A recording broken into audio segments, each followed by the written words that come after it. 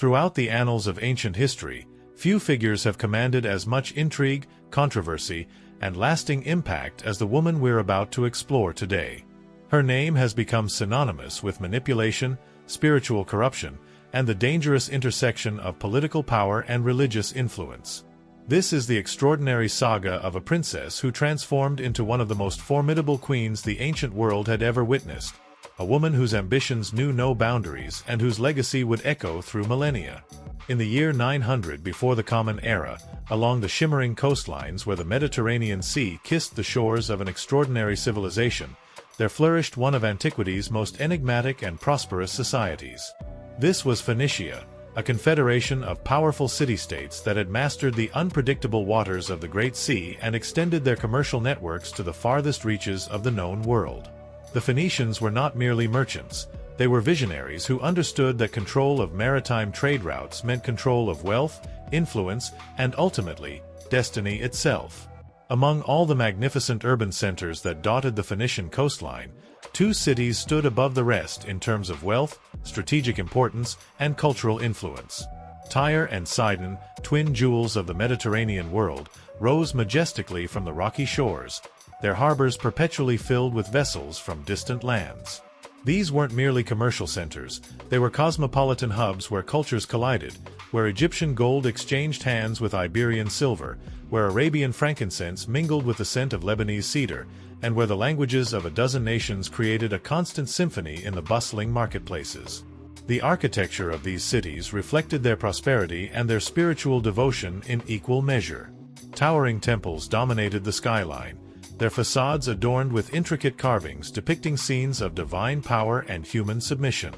The marketplaces overflowed with exotic spices from the east, precious metals extracted from mines across the Mediterranean, fine textiles dyed with the famous Tyrian purple that only royalty could afford, and incense that would perfume the palaces of kings from Babylon to Egypt. But beneath this veneer of commercial success and artistic achievement lay something darker, more primal, and deeply spiritual. In Phoenicia, prosperity and pagan worship were not opposing forces. Instead, they were intimately intertwined, each feeding and strengthening the other. The wealth generated through trade financed the construction of ever more elaborate temples, while the religious rituals performed in these temples provided spiritual legitimacy to the merchants and rulers who controlled the flow of goods and money. The Phoenician pantheon was dominated by two primary deities whose worship would have profound implications for the story we're telling today. Baal, whose very name meant lord or master, was revered as the god of storms, fertility, and agricultural abundance. His cult promised prosperity in exchange for devotion, material success in return for spiritual submission. Alongside him stood Astarte, known in various cultures by different names, the goddess of fertility, sensuality, and war. Her temples were centers of ritualistic practices that other cultures found shocking, yet her worship was considered essential for ensuring the continuation of life, the fertility of the land, and the prosperity of the people. Before we dive deeper into this incredible story, if you're finding this historical exploration fascinating, do me a huge favor, smash that like button right now to help this video reach more history enthusiasts like yourself. And if you haven't already, hit that subscribe button and turn on notifications so you never miss our deep dives into the most compelling figures from ancient history. Your support truly makes these detailed historical investigations possible. Now, let's continue with our story. These religious practices permeated every aspect of Phoenician society.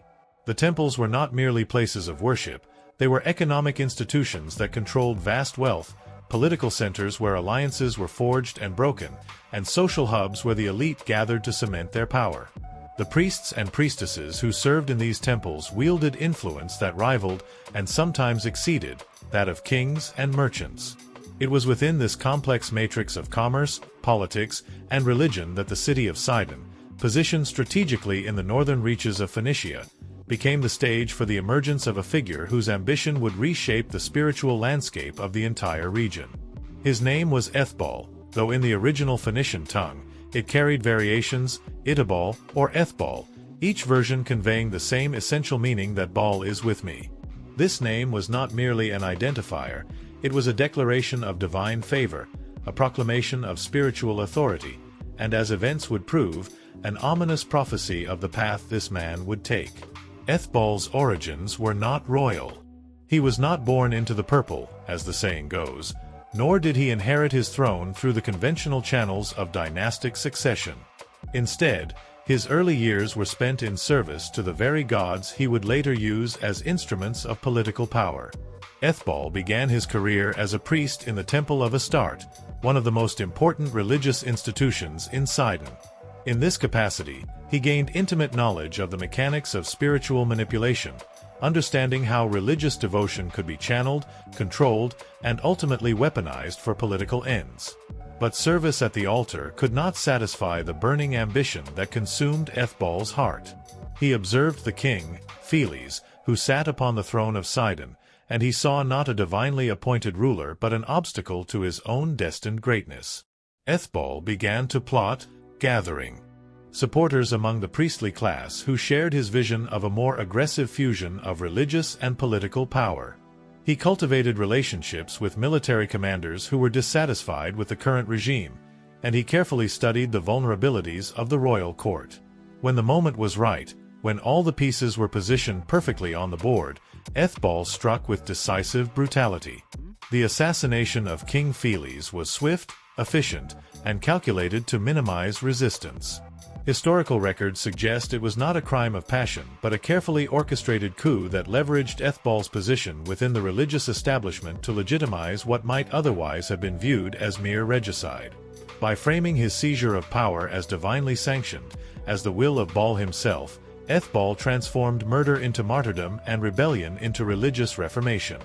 Once established on the throne, Ethbal did not simply continue the traditions of his predecessors. Instead, he embarked on an ambitious program of religious intensification that would transform Sidon into the beating heart of Baal worship throughout the entire region. He was uniquely positioned to accomplish this goal because he combined in his single person both political sovereignty and spiritual authority. He was simultaneously king and high priest, wielding the scepter in one hand and the censer in the other. Under Ethbal's guidance, the temple complexes of Sidon underwent massive expansion. New sanctuaries were constructed on an unprecedented scale, their architecture designed not merely for worship but for spectacle, to inspire awe and demonstrate the power of the gods they honored. The number of priests and priestesses multiplied, creating a vast religious bureaucracy that extended the reach of the temples into every corner of Sidonian society. But it was not merely the scale of religious activity that increased under Ethbal's reign, it was also the intensity and the nature of the practices themselves. The worship of Astarte, in particular, took on increasingly extreme forms. Sacred prostitution, which had always been a feature of her cult, became more institutionalized and widespread. The temple complexes included chambers specifically designated for these ritualistic encounters, practices that were understood not as moral transgressions but as sacred acts that honored the goddess and ensured fertility and prosperity. Even more disturbing to modern sensibilities, and to the followers of Yahweh in neighboring Israel, was the practice of child sacrifice that became associated with the worship of Molech, often identified with or closely related to Baal. Archaeological evidence and ancient texts suggest that in times of crisis or when seeking particular divine favor, parents would offer their children to be consumed in the fires of sacrifice. These weren't random acts of cruelty but highly ritualized ceremonies conducted by priests, accompanied by music and incense designed to drown out the sounds of suffering, all done in the belief that such supreme sacrifices would secure supreme blessings. Ethbal was not a passive observer of these practices. He was their architect and chief promoter. As both king and supreme priest, he presided over the most important rituals, lending them the weight of both political and spiritual authority.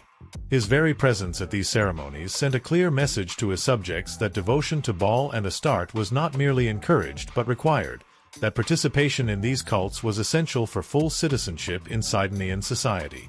Yet despite all he had achieved, despite the wealth of Sidon, the expansion of its temples, and the consolidation of his own power, Ethbal was not satisfied.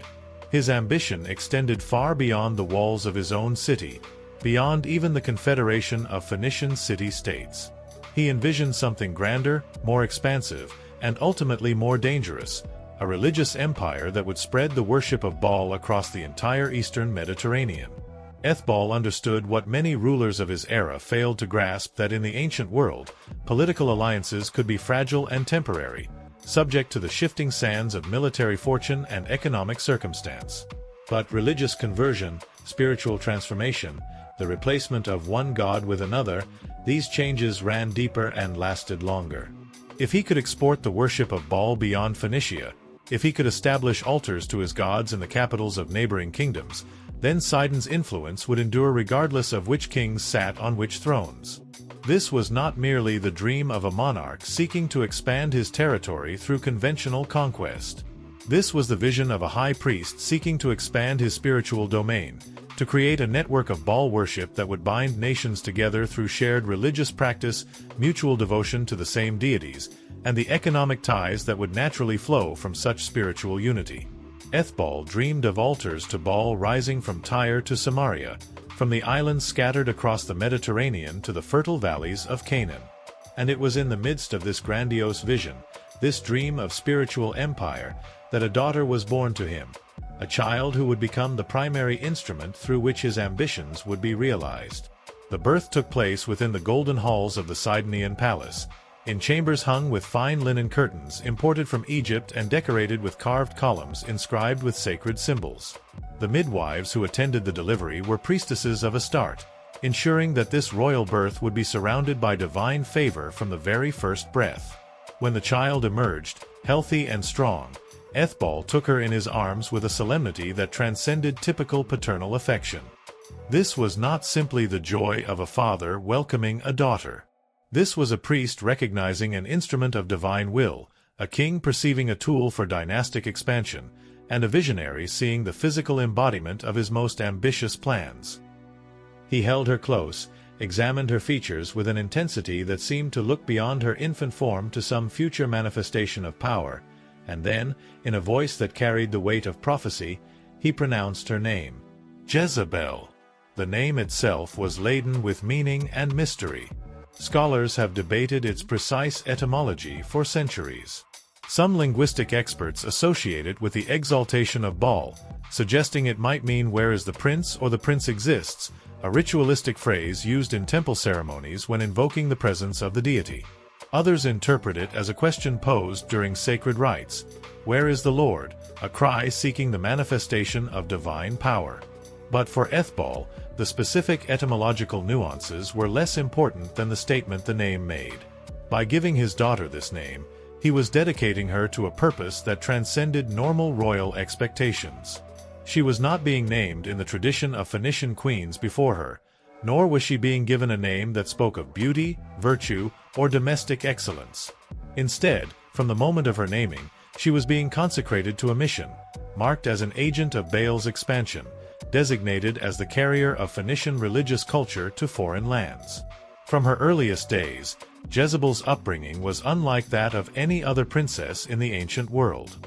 While royal daughters in other kingdoms might be educated in music, domestic management, and the gentle arts considered appropriate for women of high birth, Jezebel's education was deliberately designed to prepare her for a far more ambitious role. She was not being groomed merely to be a decorative consort to some foreign king. She was being trained to be a religious revolutionary, a political operative, and an agent of cultural transformation.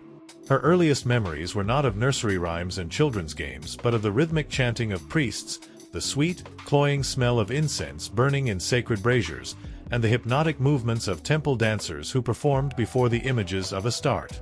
The nursemaids who cared for her were not chosen for their maternal warmth, but for their expertise in religious instruction. Her primary caretaker was a retired priestess of Astarte, a woman who had spent decades in service to the goddess and who filled young Jezebel's mind with the stories, rituals, and theology of Phoenician paganism. While other children of the palace played in the gardens, Jezebel was taken to observe temple ceremonies. At an age when most children are shielded from violence and death, she witnessed animal sacrifices, watching impassively as priests slit the throats of bulls and rams, allowing the blood to flow onto stone altars. She observed the sacred prostitutes preparing for their ritual duties, learning that the body could be a tool of religious devotion and political influence.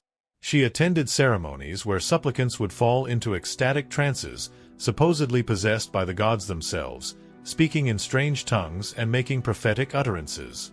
Ethbal personally supervised much of his daughter's education, particularly those aspects that related to the intersection of religion and statecraft. He taught her that gods and kings operated in parallel spheres that constantly influenced one another, that the fate of nations was determined not merely by military might or economic strength, but by spiritual forces that could be courted, manipulated, and directed by those who understood the proper rituals and incantations. As she grew older, Jezebel's curriculum expanded to include subjects rarely taught to women in the ancient world. She learned multiple languages, not merely for the sake of learning, but as practical tools for diplomatic communication. She became fluent in Phoenician, naturally, but also in Hebrew, the language of the neighboring Israelite kingdoms, in Egyptian, the tongue of commerce and high culture, and in the various Canaanite dialects spoken throughout the region. She was instructed in geography, poring over maps that showed the trade routes crisscrossing the Mediterranean, the locations of important ports and cities, the territories controlled by various kingdoms, and the strategic choke points where commerce could be controlled or disrupted. She learned mathematics and accounting, understanding that power in the ancient world was built on the foundation of economic control, on the ability to manage tribute, regulate trade, and accumulate wealth. Military strategy was not neglected either. Though she would never personally lead armies into battle, Jezebel was taught to think strategically about the deployment of force, the importance of intelligence gathering, the art of forming and breaking alliances, and the ways in which the threat of military action could be used as effectively as actual warfare. But above all else, her education focused on the mechanics of power itself. How to read people, discerning their desires, fears, and vulnerabilities. How to cultivate networks of loyalty through strategic generosity and calculated intimidation.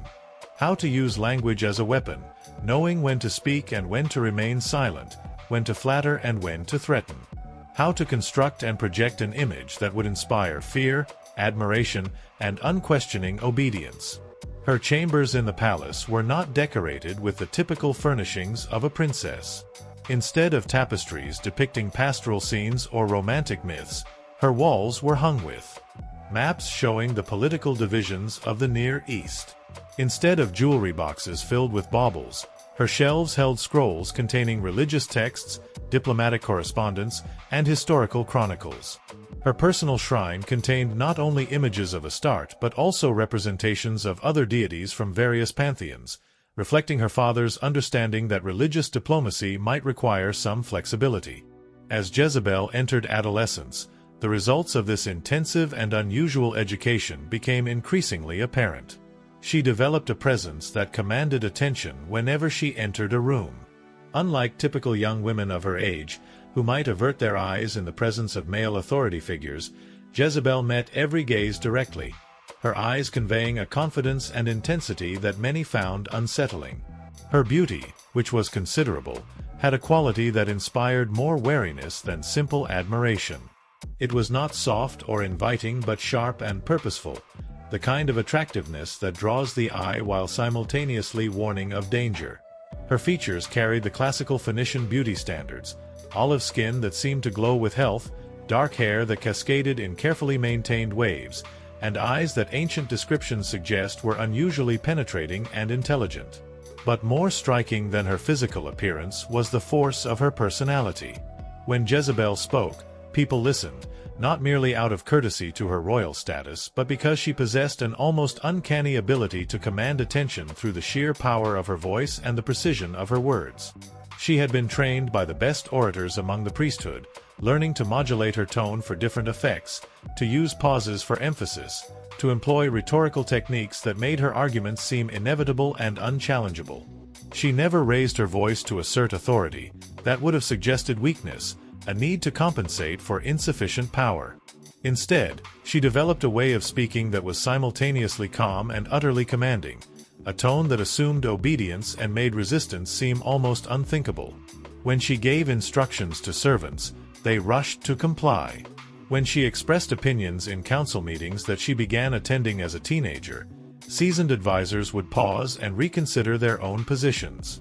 Her movements through the palace became a kind of performance art, carefully choreographed to maximize impact.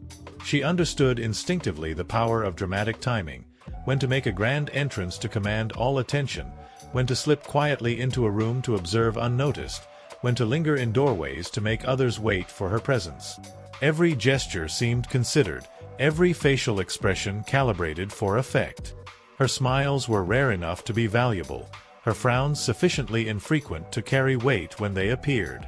During these formative years, Jezebel began to construct her own network of power within the Sidonian court, separate from but complementary to her father's political structure.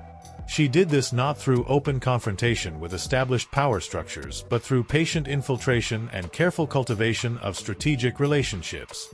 She won the loyalty of senior priests by demonstrating an encyclopedic knowledge of religious texts and rituals that sometimes surpassed even their own understanding. During temple ceremonies, she would recite lengthy liturgical passages from memory, interpret omens with sophistication that suggested genuine insight, and perform ritual duties with a precision and gravitas that suggested she was born for such roles. The priests began to see her not merely as the king's daughter but as a genuine spiritual authority in her own right, perhaps even as an incarnation or special favorite of Astarte herself. With merchants and foreign emissaries, she deployed different skills. She discussed trade routes with the authority of someone who had studied them extensively. She could calculate exchange rates, evaluate the quality of merchandise, negotiate terms, and understand the complex web of credit and debt that underlay international commerce. Foreign traders who came to Sidon expecting to deal with the king were often surprised and impressed to find themselves in negotiations with his daughter, a young woman who spoke their languages, understood their markets, and drove bargains that were fair enough to maintain relationships while extracting maximum advantage for Sidon. Among the common people, Jezebel cultivated a different kind of power. She made carefully staged public appearances during religious festivals, dressed in elaborate costumes that evoked the goddess Astarte herself. Adorned in purple robes that showcased Sidon's famous dyeing industry, crowned with flowers and jewels, her skin anointed with precious oils and perfumes imported from Arabia, she processed through the streets like a living icon. These appearances served multiple purposes. They associated Jezebel personally with the prosperity and beauty that Baal worship supposedly brought. They reinforced the connection between the royal house and the religious establishment. And they created a kind of celebrity cult around Jezebel herself, transforming her from a distant royal figure into something more immediate and tangible, a beautiful, powerful woman who embodied the promises of the gods. Ethbal watched all of this unfold with a mixture of paternal pride and calculated satisfaction. He had built magnificent temples with stone and mortar, but in Jezebel, he was constructing something even more impressive and far more dangerous, a human instrument of religious conquest. She was his masterwork, a living temple that could walk into foreign courts, win over foreign kings, and establish the worship of Baal in places that armies could never reach. As a young woman approaching marriageable age, Jezebel held a unique position in Sidonian society. She was technically subordinate to her father, as all daughters were in the ancient world, but in practice, she wielded enormous influence. She didn't need a formal throne to exercise royal power. Her influence radiated from the temples, where priests consulted her on interpretations of divine will. It flowed through the marketplaces, where merchants knew that commercial licenses and favorable terms often depended on her goodwill. It permeated the court, where advisors understood that policy decisions required her tacit approval to be fully implemented. Foreign emissaries learned quickly that while Ethbal might be the official authority with whom they negotiated, Jezebel was often the real power broker. No major alliance could be finalized without her consultation. No important treaty would be honored without her endorsement. She had positioned herself as the indispensable intermediary through which all significant business of state had to flow. Yet despite all she had achieved within Sidon, despite the web of influence she had spun throughout Phoenician society, Jezebel was not content. Like her father, she harbored ambitions that extended far beyond the familiar territories of her homeland. From the balconies of the palace, her gaze frequently turned southward, toward a land of different gods, different customs, and very different challenges. There, in the hill country beyond the coastal plains, lay the divided kingdoms of Israel and Judah. These were troubled lands, torn by political instability, religious conflict, and the constant threat of foreign invasion. The northern kingdom of Israel, in particular, attracted Jezebel's calculating attention. Its new king, a man named Ahab who had inherited the throne from his father Omri, was struggling to consolidate his power, expand his territory, and secure his borders. Ahab needed allies, wealth, and legitimacy. Sidon could provide all of these, but as Jezebel well understood, such gifts would come at a price. The question was not whether there would be an alliance between Sidon and Israel. The political and economic logic was too compelling for both sides to ignore. The real question was what form this alliance would take and who would truly benefit from it. Jezebel didn't merely hope to visit Israel as a foreign queen. She intended to transform it, to reshape its spiritual landscape, to plant the banners of Baal and Astarte in the very heart of Yahweh's supposed stronghold.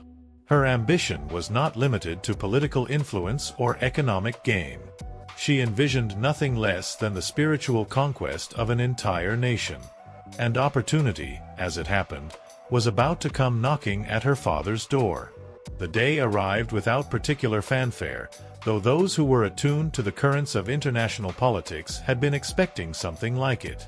A warm Mediterranean breeze carried the scents of salt and incense through the streets of Sidon, when the lookouts posted on the city walls spotted an approaching caravan unlike the typical merchant trains that regularly visited the city. This was a royal procession. The standards and banners identified it unmistakably as belonging to the kingdom of Israel. At its head rode King Ahab himself, son of Omri, who had established a new dynasty in Samaria after years of political chaos and civil war. Ahab was young, ambitious, and keenly aware that his father's success in securing the throne needed to be consolidated and expanded if their dynasty was to endure.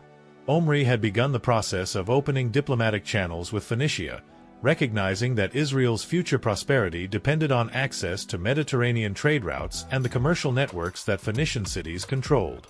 But it was Ahab who would attempt to formalize and deepen this relationship, to transform tentative contacts into a binding alliance that would reshape the political map of the region. From the moment the Israelite delegation passed through Sidon's gates, they were engulfed in a carefully orchestrated display of Phoenician power and culture. The reception was magnificent, designed to overwhelm and impress, to make clear the vast gulf between Israel's relatively modest resources and Sidon's accumulated wealth. Priests in elaborate ceremonial robes led the procession, swinging censers that filled the air with clouds of fragrant smoke. Musicians played drums, cymbals, and stringed instruments, creating a wall of sound that announced the importance of the occasion. Dancers moved through the crowds, their movements both celebratory and vaguely ceremonial, suggesting the sacred nature of diplomatic encounters in Phoenician culture. The crowds that lined the streets were not merely curious onlookers but active participants in this display of civic pride. They had been encouraged to turn out in their finest clothing, to demonstrate to these foreign visitors the prosperity that Baal worship had supposedly brought to Sidon. Merchants displayed their most impressive wares. Craftsmen showed off examples of their finest work. Even the architecture seemed to have been scrubbed and polished for the occasion, the white stone of the buildings gleaming in the sunlight. Ahab took it all in with the practiced eye of a king who understood that he was being deliberately impressed, yet who also recognized that the impression was based on genuine substance. Sidon was wealthy in ways that Samaria could only aspire to be. The Phoenicians had access to luxury goods from across the known world, commercial connections that spanned continents, and a sophistication that came from centuries of international trade and cultural exchange. But it was when he entered the royal palace that Ahab truly understood the nature of the power structure he was dealing with. This was not merely a seat of political authority, it was a temple complex that happened to also house the mechanisms of government. The line between sacred and secular, so carefully maintained in Israelite theology, was completely dissolved in Phoenician culture. Everywhere Ahab looked, he saw manifestations of the gods. Massive statues of Baal dominated the main halls, carved from stone and positioned like sentinels guarding the heart of Phoenician power.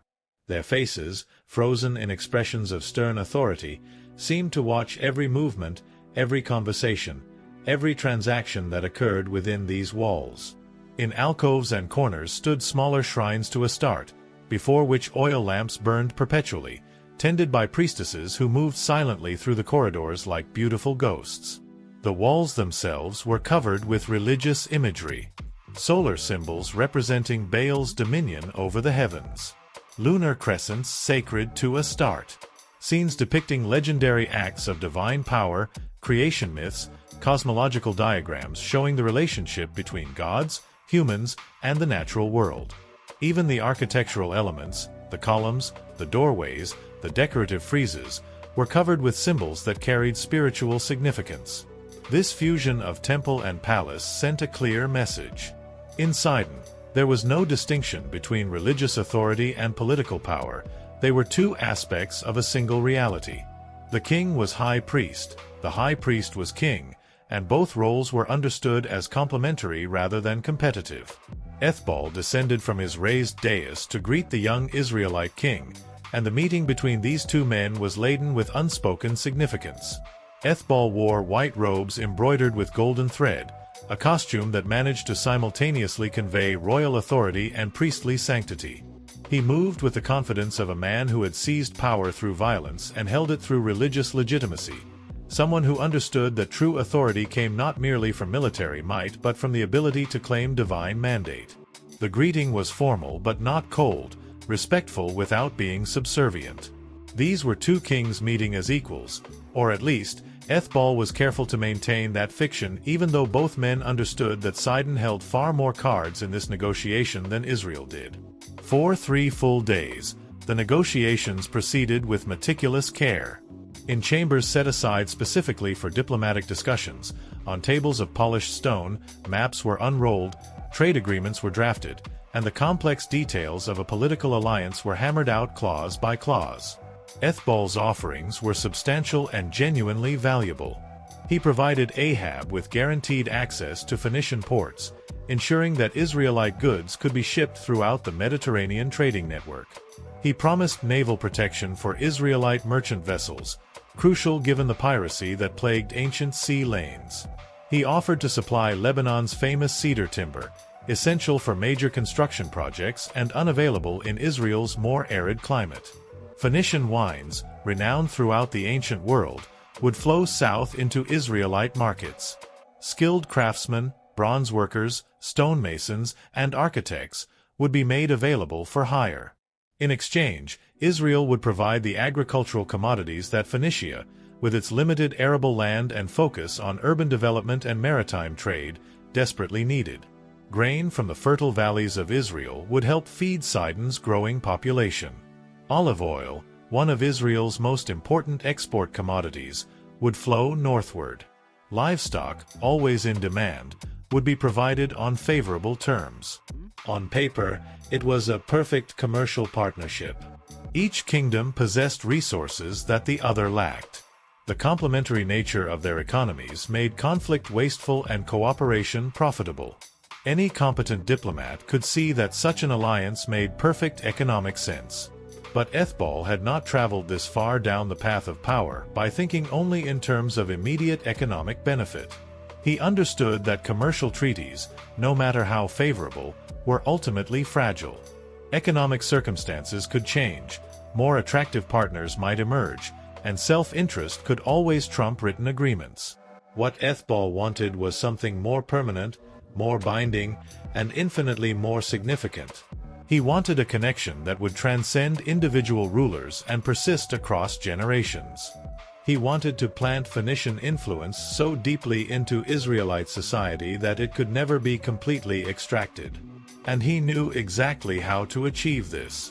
On the 4th day of negotiations, during an elaborate banquet held in one of the palace's magnificent garden courtyards, when wine had loosened tongues and the smoke of incense had created an atmosphere of almost dreamlike unreality, Ethbal made his move. The timing was perfect.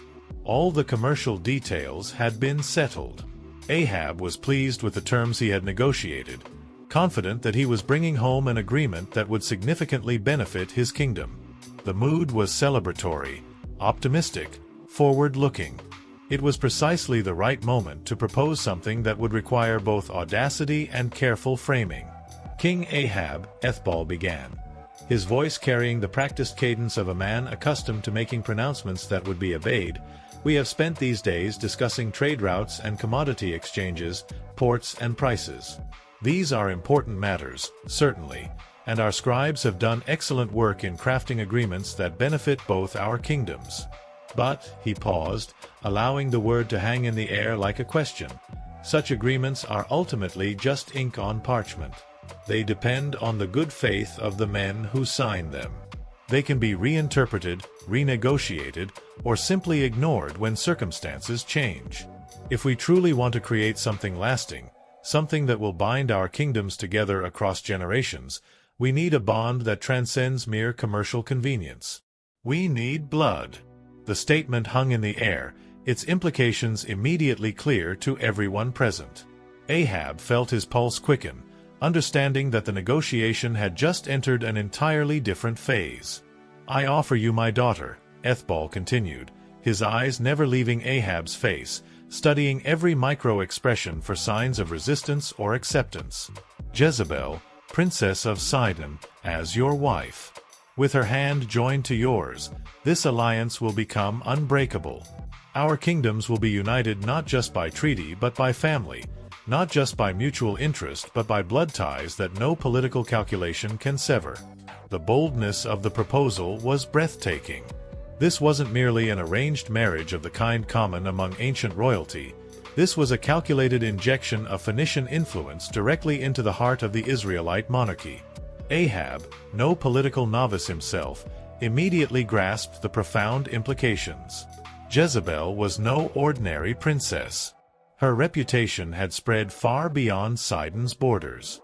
She was known throughout the region as a woman of formidable intelligence, deeply educated in matters of statecraft, commerce, and above all, in the intricate theology and practice of Phoenician paganism. Taking her as a wife wouldn't simply mean gaining a beautiful and accomplished consort, it would mean accepting into his court a powerful advocate for Baal worship, someone who would undoubtedly seek to establish temples and import priests of her own religion into Israel. The potential benefits were obvious. Such a marriage would cement the Sidonian alliance in the strongest possible way. It would provide Ahab with Phoenician support against his enemies, wealth to fund his building projects, and the prestige that came from marrying into one of the ancient world's most powerful dynasties. But the risks were equally clear.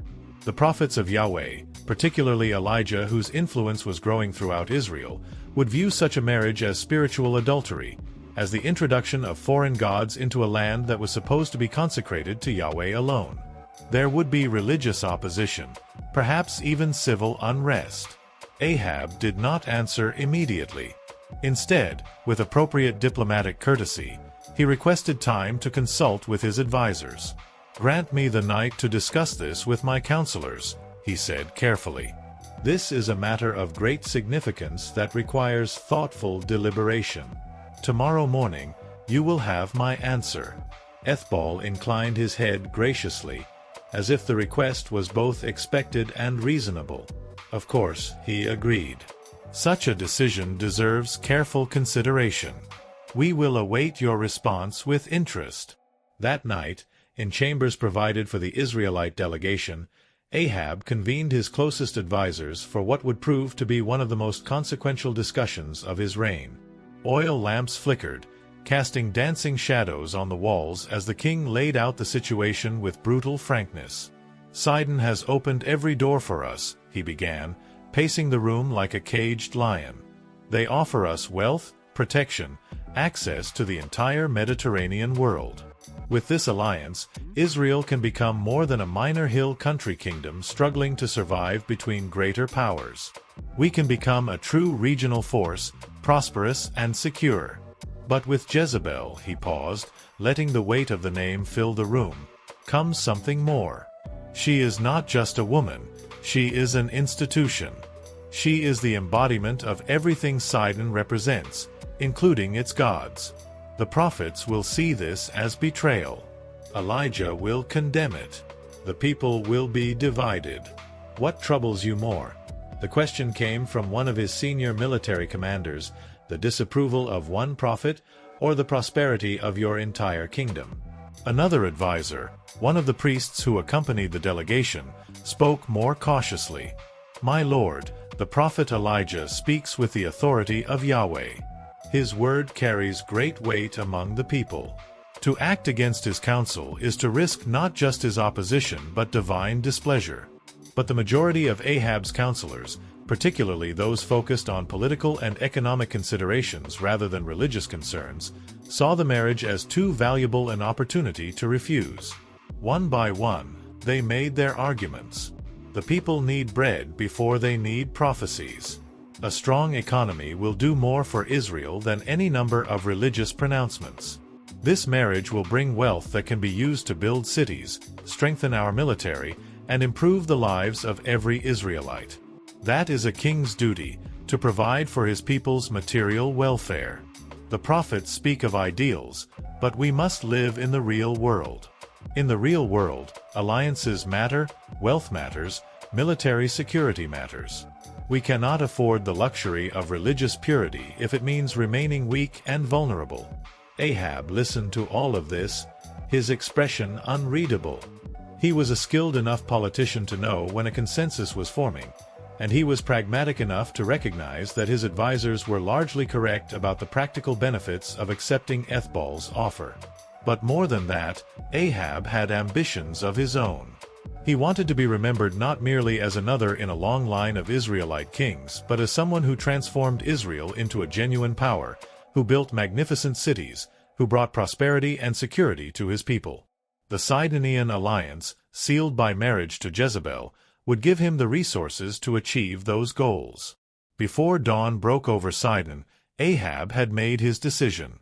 The next morning, when the court reconvened in the throne room, Ahab stood before Ethbal with the bearing of a man who had wrestled with difficult questions and emerged with clarity of purpose. The assembled courtiers, priests, and diplomats fell silent, sensing that a moment of historical significance was about to unfold. I accept your generous offer, Ahab announced, his voice firm and clear, carrying to every corner of the great hall. I will take Princess Jezebel as my wife, and through our union, I will seal an alliance with Sidon that no enemy will be able to break, an alliance that will bring unprecedented prosperity to both our kingdoms. A ripple of reaction moved through the crowd, some approving, others uncertain, all recognizing that something irreversible had just occurred. Ethbal's expression remained controlled, but those who knew him well could detect the satisfaction in his eyes. The first phase of his grand plan was complete. He signaled to his scribes, who rushed forward with prepared documents, treaties written on parchment, sealed with the purple wax that was a Sidonian trademark. The terms were formalized, witnessed by priests and nobles from both kingdoms, made official and binding according to all the diplomatic protocols of the ancient world. Then, with deliberate ceremony, Ethbal called for the doors at the far end of the throne room to be opened. Every eye turned toward that entrance, where a figure appeared that would dominate the imaginations and fuel the controversies of generations to come. Jezebel entered with a measured pace of someone who understood the power of theatrical timing, who knew that every eye was upon her and that her first impression would set the tone for everything that followed. She wore robes of deep blue linen, the color of the Mediterranean at its deepest points, embroidered with golden thread in patterns that echoed both Phoenician artistic traditions and religious symbolism. Her hair was arranged in elaborate braids that cascaded over her shoulders like dark waterfalls, adorned with gold clips and jeweled pins that caught the light with every slight movement of her head. But more striking than her clothing or jewelry was the presence she projected. This was no demure maiden being presented for inspection by a potential husband. This was a woman who walked as an equal, who carried herself with the authority of someone accustomed to being obeyed, who radiated intelligence and will in almost palpable waves. Her eyes found Ahab's across the length of the throne room, and in that moment of first direct contact, both of them understood that this marriage would be unlike conventional royal unions.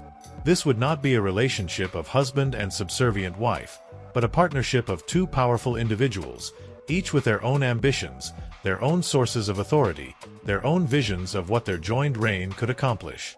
Ethbal took his daughter's hand and led her forward until she stood directly before the Israelite king. There was a moment of silence, heavy with significance, before the Phoenician monarch spoke. "Here," he said, placing Jezebel's hand in Ahab's, "is Sidon, in blood, in wisdom, and in fire. Treat her as queen, and your kingdom will be unshakable. Reject her counsel, and you will learn what it means to stand against the will of Baal."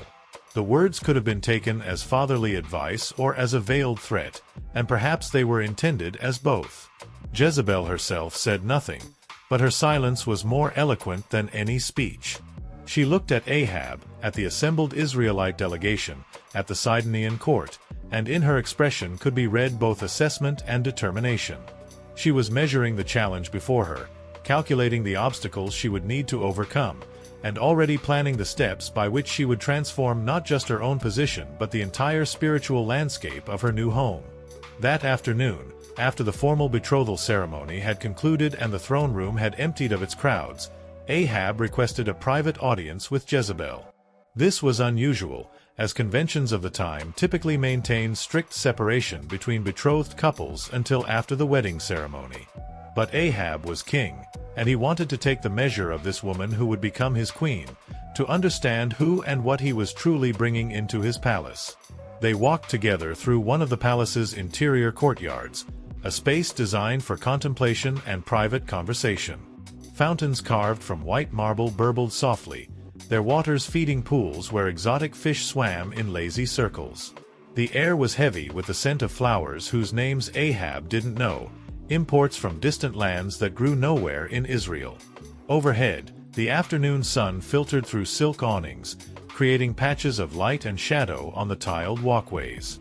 "Princess," Ahab began, breaking the silence that had settled between them, "since I arrived in Sidon, everyone has spoken of you, your wisdom, your education, your devotion to your gods. But now I ask you directly, what do you expect from this union?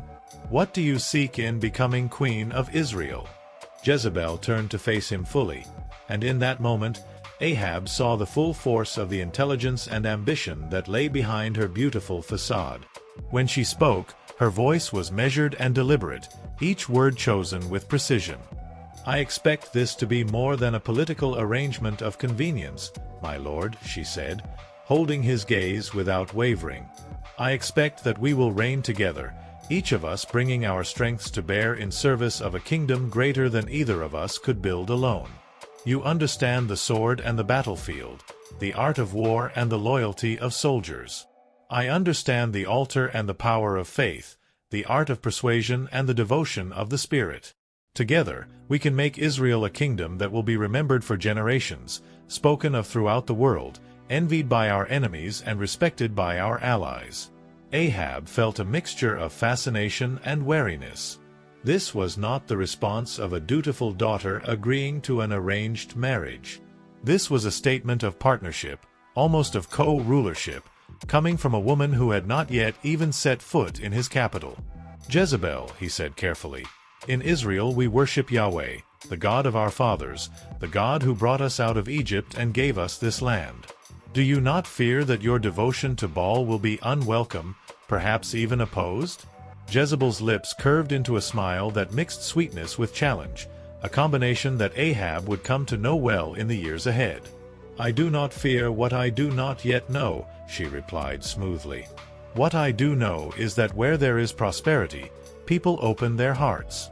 Let me bring my altars and my priests, let me establish proper worship of the gods who have made Sidon great, and soon you will see Samaria grow stronger and wealthier than you ever imagined possible.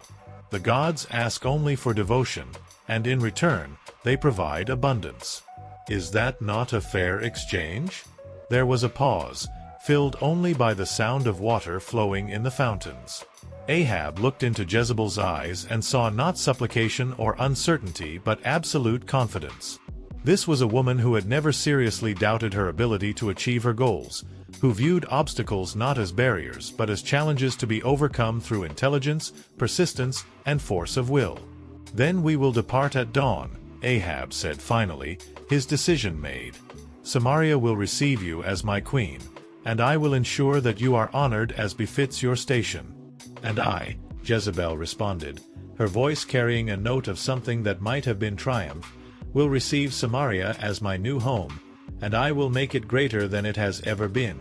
The next morning, as the sun rose over the Mediterranean, the caravan that would carry Jezebel to her destiny began to assemble in the courtyards of the Sidonian palace. This was no simple bridal procession. It was a carefully orchestrated cultural invasion disguised as a wedding party.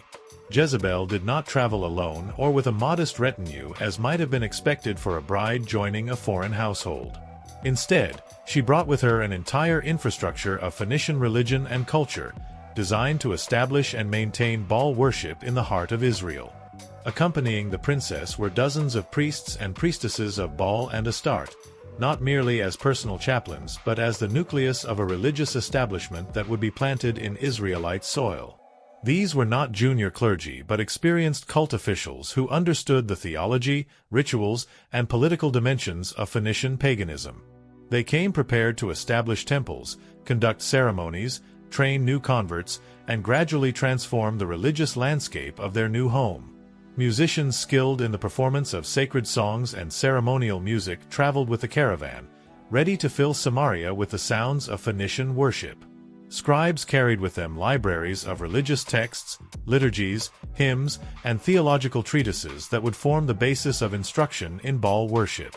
Most significantly, sacred objects were transported with elaborate care.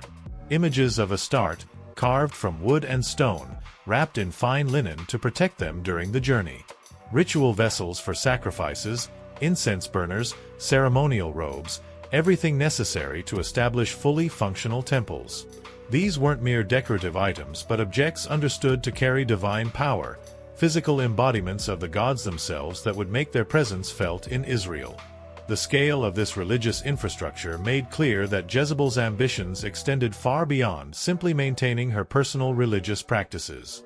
She was bringing with her the tools necessary to launch a comprehensive campaign of religious transformation. Ahab led this extraordinary procession southward, fully aware of what he was bringing into his kingdom, yet convinced that the benefits would outweigh the costs. During the journey, which would take several days, villages and towns they passed would stop their daily activities to witness the spectacle. Common farmers and shepherds, people whose lives rarely intersected with the grand politics of kingdoms and alliances, stood by the roadside watching this glittering parade of wealth and foreign culture. Some bowed respectfully, impressed by the obvious power and prosperity on display. Others watched with narrowed eyes and troubled expressions, sensing that something profound and possibly dangerous was entering their world. Word of Jezebel's approach raced ahead of the actual caravan, carried by merchants, travelers, and those whose business it was to know and spread news. By the time the walls of Samaria appeared on the horizon, the entire city knew what was coming. The population had gathered, some out of genuine excitement to see their new queen, others out of simple curiosity, and many out of a sense of foreboding that they couldn't quite articulate. The reception in Samaria was grand, as befitted the return of a king with his new bride. Trumpets sounded from the city walls, announcing the approach of the royal procession.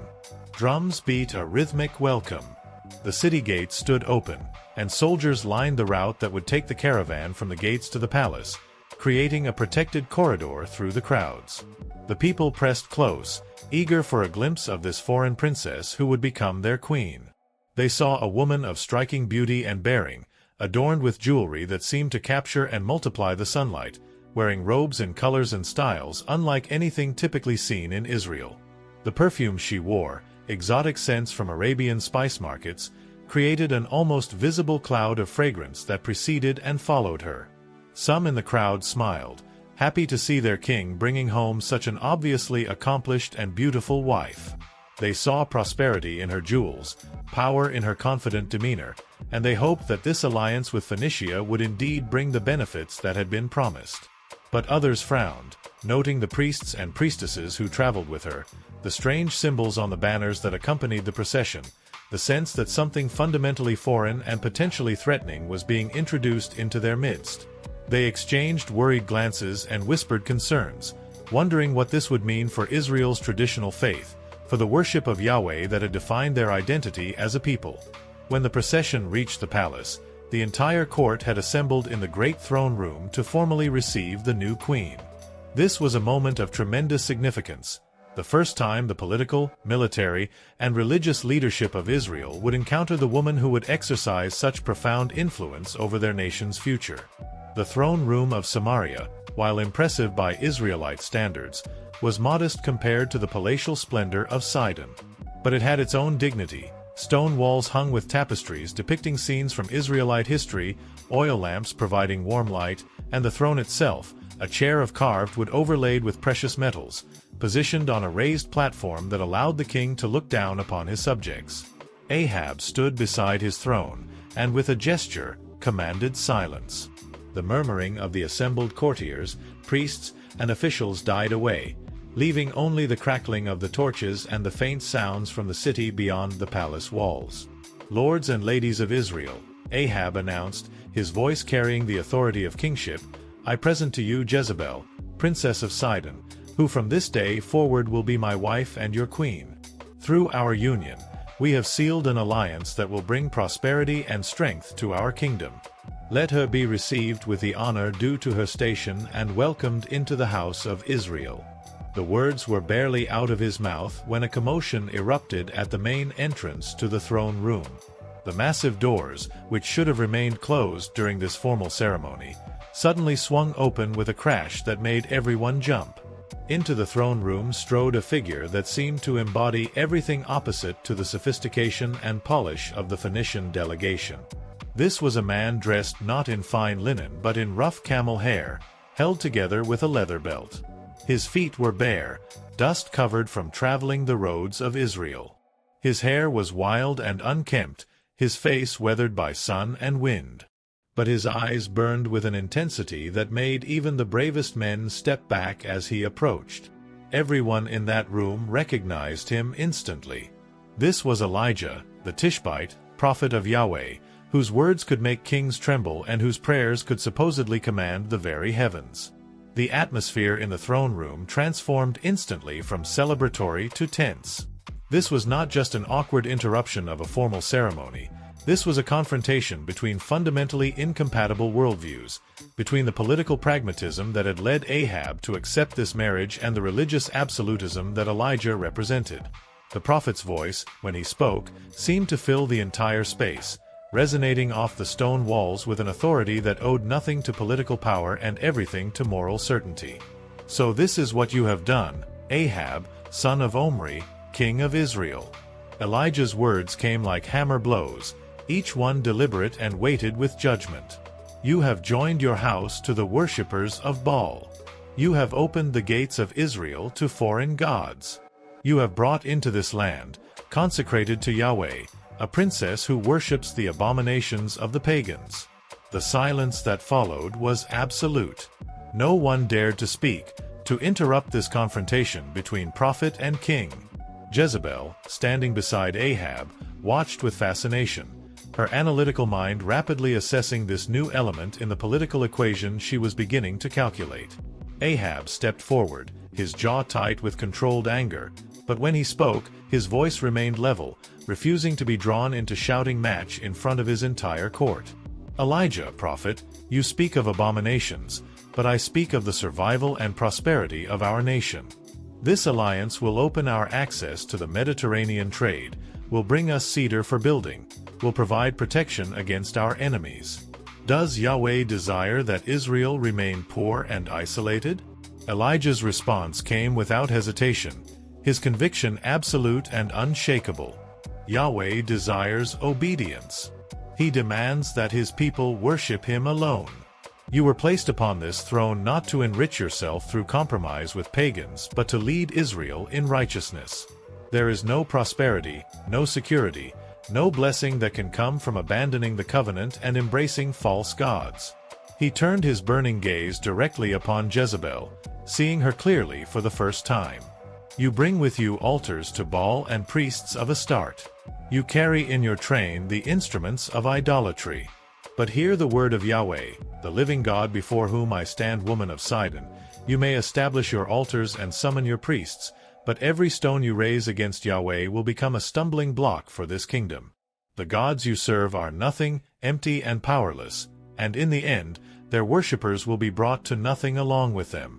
Jezebel met his gaze without flinching, and when she spoke, her voice was soft but carried clearly through the silent throne room, creating a striking contrast with Elijah's prophetic thunder. "Who is this man," she asked, turning to Ahab as if genuinely puzzled, "who enters the king's throne room uninvited and speaks to his sovereign with such disrespect? Is this how prophets behave in Israel, without courtesy, without recognition of proper authority?" "This is Elijah," Ahab responded quietly, aware that every word of this exchange would be remembered and repeated throughout Israel for years to come. "He is a prophet of Yahweh, the God of our fathers." Jezebel's lips curved into a slight smile that suggested amusement more than anger. "Then it will be interesting," she said, her voice carrying a note of challenge that everyone present understood, "to see which proves stronger in this land, the word of your prophet or the will of your queen." Elijah did not respond to her directly. Instead, he turned back to Ahab, and his final words carried the weight of prophecy, of warning, of judgment pronounced. "As Yahweh lives, the God of Israel before whom I stand, this marriage, this alliance, this compromise with paganism, will bring not blessing but curse upon your house. You have opened a door that you will not be able to close. You have welcomed into Israel an evil that will spread like a plague. And in the end, both you and she will learn that Yahweh will not be mocked, that he will not share his glory with false gods, and that those who turn their backs on him will find that his judgment is both certain and terrible." Having delivered this pronouncement, Elijah turned on his heel and strode toward the doors without seeking permission to leave, without acknowledging the king's authority to dismiss or detain him. He simply walked out, the same way he had come, leaving behind a throne room full of people who didn't quite know how to process what they had just witnessed. Ahab stood frozen for a moment, his mind racing through the implications of this very public confrontation. He had known that Elijah would oppose the marriage, but to have the prophet appear at this moment to denounce the alliance in front of the entire court was a challenge that could not go entirely unanswered. Yet what could he do? Elijah commanded no armies, held no official position, controlled no wealth or territory. But he wielded something potentially more powerful, the conviction of the people that he spoke with divine authority. To move against him openly would risk transforming the prophet into a martyr and potentially sparking the very religious conflict that Ahab had hoped to avoid.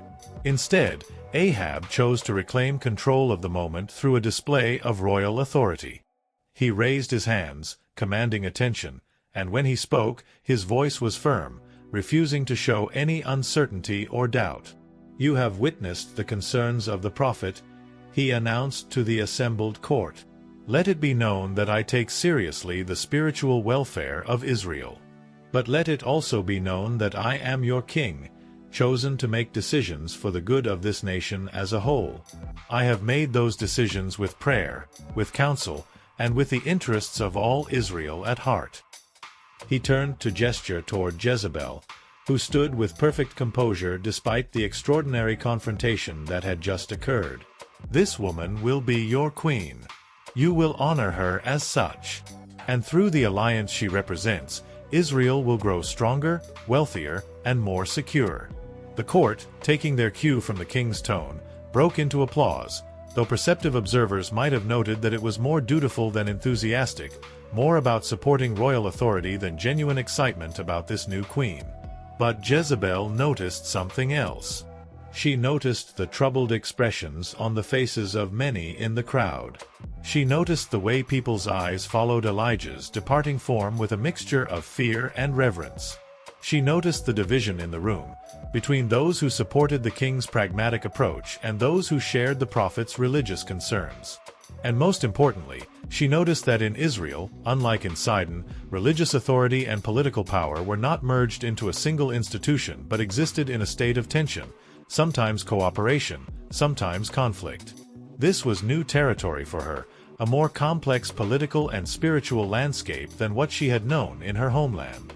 But rather than being discouraged by this complexity, Jezebel felt energized by it. Challenges, after all, were opportunities for those clever enough to exploit them. The prophet might have the people's reverence, But she would have the resources of the crown, access to wealth, the ability to build and create, to offer tangible benefits that prophetic warnings could not match. As the formal reception concluded and the court began to disperse, as the Sidonian priests were shown to the quarters where they would begin establishing their presence in Samaria, as the first steps were taken in what would become one of the most consequential religious and political struggles in Israelite history, Jezebel allowed herself a moment of private satisfaction. She had arrived in Israel not as a supplicant or a subordinate but as an equal partner to the king. She had witnessed the opposition she would face, embodied in the fierce figure of Elijah. She had taken the measure of the challenge before her, and she had absolutely no doubt that she would prevail. Of the political and religious sensitivities that Elijah's confrontation had made abundantly clear. She couldn't simply start building massive temples to Baal in the center of Samaria that would provoke immediate and intense opposition. Instead, she employed a strategy of gradual infiltration and normalization. She started with a private chapel within the palace complex, ostensibly for her own personal devotions but actually serving as a base of operations for the Phoenician priests she had brought with her. This was defended as a reasonable accommodation for a foreign queen, allowing her to maintain her own religious traditions without imposing them on others. From this initial foothold, she began to expand. Additional altars were established, always with plausible justifications. A shrine was built to serve the Phoenician merchants and craftsmen who were beginning to arrive in Israel as part of the trade agreement. Another was positioned along a major trade route, supposedly to provide a place of worship for Phoenician travelers. Each new altar was presented as a practical necessity or a diplomatic courtesy rather than as part of a comprehensive program of religious transformation. But beneath these individual justifications, Jezebel was methodically constructing a network of Baal worship that would eventually rival and potentially eclipse the traditional worship of Yahweh. Each temple served not just as a place of worship but as a center of Phoenician cultural influence, spreading not just religious practices but an entire worldview that was fundamentally at odds with Israelite tradition. The priests she had brought from Sidon were skilled at making converts. They understood that people are often drawn to religion less by theological arguments than by practical benefits and emotional experiences. They offered healing ceremonies for the sick, divination for those seeking guidance, fertility rituals for barren couples. They provided spectacle and drama that stood in contrast to what they portrayed as the austere and joyless worship of Yahweh. Jezebel supported all of this with resources from the royal treasury, funding that Ahab provided either willingly as part of their partnership or reluctantly to avoid conflict with his queen.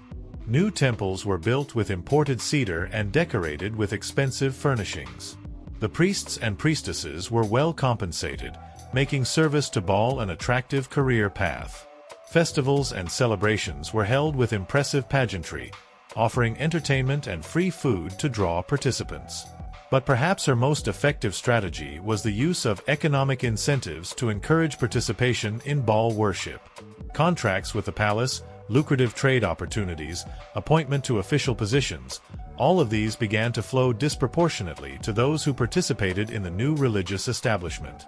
It wasn't explicitly stated, conformity to Baal worship wasn't made an official requirement, but the pattern became clear enough that ambitious individuals understood the advantages of association with the queen's religion. This created a self-reinforcing dynamic. As more influential people joined or accommodated themselves to Baal worship, it became more socially acceptable and advantageous to do so. As it became more mainstream, opposition to it became more difficult and potentially costly. Jezebel was using the very mechanisms of social conformity and self-interest to gradually shift the religious landscape of Israel. Throughout all of this, she maintained a posture of religious tolerance, positioning herself not as an enemy of Yahweh worship but simply as an advocate for religious pluralism. Why should Israel worship only one God, she would ask, when embracing many deities would allow the nation to benefit from all their different powers and blessings? This framing made opposition to her seem like narrow-minded intolerance rather than faithfulness to covenant obligations.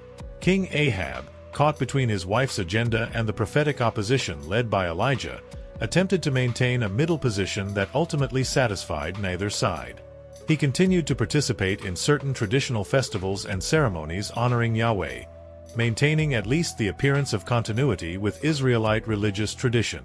But he also enabled and funded Jezebel's program of temple building and religious expansion, providing the resources and official sanction necessary for Baal worship to flourish.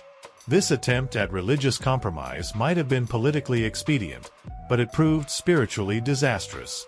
It created a situation where two fundamentally incompatible religious systems were attempting to coexist in the same nation, with neither fully ascendant but both competing for the hearts, minds, and loyalty of the people. And standing in opposition to all of this, watching with growing alarm and righteous anger, was Elijah and the faithful remnant of Yahweh worshippers who refused to bend the knee to Baal. The stage was set for a confrontation that would determine not just the religious character of Israel but its very survival as a distinct people with a distinct covenant relationship to the God who had brought them out of Egypt and given them the land they now inhabited.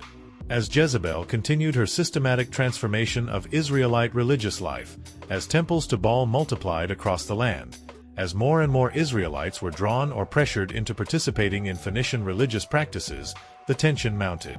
Elijah and his fellow prophets spoke warnings that grew increasingly dire, pronouncing judgments that seemed extreme to those who had accommodated themselves to the new religious reality. But Jezebel had learned patience from her father. She had learned that lasting change comes not from dramatic confrontations but from gradual normalization, from making the extraordinary seem ordinary, from transforming what was once unthinkable into what becomes routine. She was playing a long game, building infrastructure and institutions that would outlast any individual's life, creating systems that would perpetuate themselves through economic incentives and social pressure. She had not won yet, she understood that. There remained significant opposition, faithful followers of Yahweh who would not be bought or intimidated into abandoning their ancestral faith. The prophets continued to speak against her, their words stirring resistance among those who still believed in the exclusive claims of Yahweh. But Jezebel was confident. She had resources, she had royal authority, she had the momentum of cultural change on her side. Most importantly, she had a vision and the will to pursue it regardless of opposition. She had come to Israel not merely to be a foreign queen but to reshape the nation in the image of Phoenician civilization, to replace what she saw as primitive monotheism with sophisticated polytheism, to substitute the austere worship of an invisible God with the sensual, dramatic, materially rewarding worship of gods who could be seen, touched, and manipulated through proper ritual. The question that hung over Israel was not whether there would be a confrontation between these two visions, Jezebel's program of religious transformation and the prophetic resistance led by Elijah. That confrontation was inevitable. The question was who would emerge victorious, and what would remain of Israel when that battle was finally decided. The woman who had entered Samaria as a new bride was rapidly becoming one of the most powerful and controversial figures in Israelite history. Her beauty had won a king. Her intelligence had secured a kingdom. Her ambition knew no limits. And her impact on Israel would echo through millennia, making her name a byword for spiritual seduction, political manipulation, and the dangerous allure of abandoning ancient truths for attractive lies. This was Jezebel, queen of Israel, priestess of Baal, and the woman who would push an entire nation to the brink of spiritual catastrophe.